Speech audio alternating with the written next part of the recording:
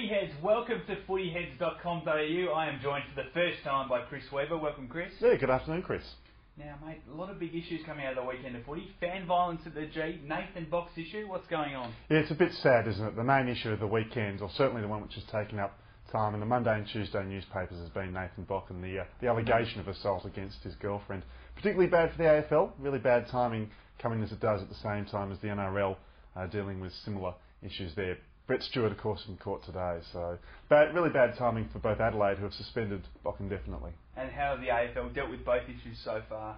Well, it seems that they've left it to the clubs at the moment, doesn't it? Andrew Demetriou, however, came out very strongly and criticised the fan violence at the MCG last weekend when Nathan Jones' father was beaten up by a group of fans outside at the ground.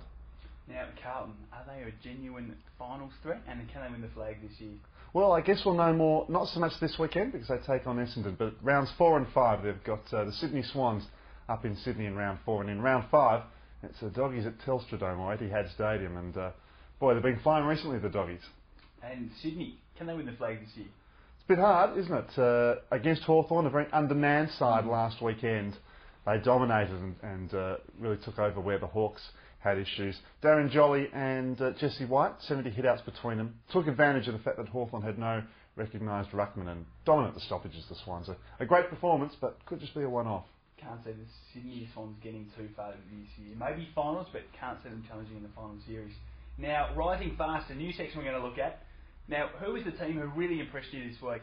Or the player? I think the way Collingwood bounced back after quarter time against Melbourne. I know they were playing the side that just tipped to be the wooden spooner, but 14 goals after quarter time. Dane Beams, a kid who was sent down to Geelong that morning to play a VFL game, came back to the G in time to make his debut when Dale Thomas missed out with the gastro. So the Pies, they copped a lot last week in the press, but back on form this week. And Anthony Rocca, will we see him this year?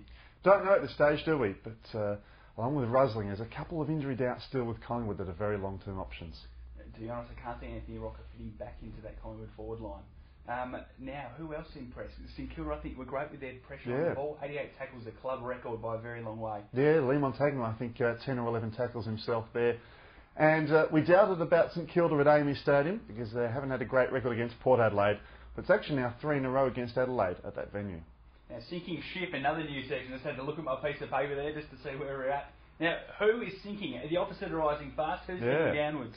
Well, bad news for Matthew Lloyd, wasn't it? Second week in a row that he wasn't able to manage a goal for Essendon. I think he was alright, Matthew Lloyd, on the weekend. I think he showed some signs. I just think you need to get him playing closer towards goal and you'll be right. He didn't get much of it away from goal, however. I think he's alright. He'll be alright. Yeah, but worrying signs there for Essendon. They're only playing Fremantle, but good for them to get back on the winners' board. I think enormously bad signs for Port Adelaide too. Personally, I tip them to be a real riser this year, but they've showed not a lot so far.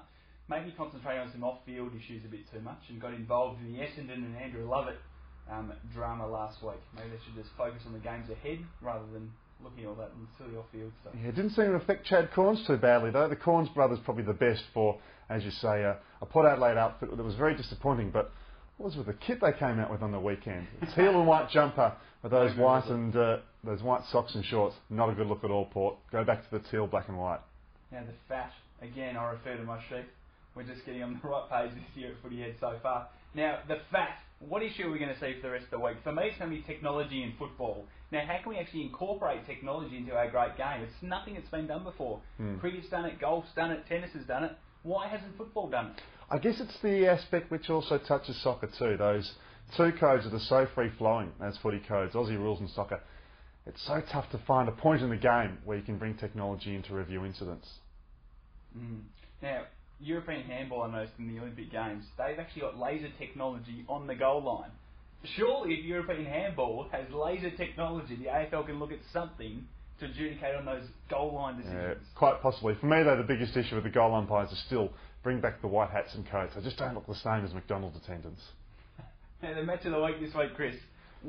What is it for you? Well, I'm going to go against the grain, which will probably be Geelong-Collingwood, and say North Melbourne versus Hawthorn on Sunday. Really big task for the Hawks. Still so many injuries.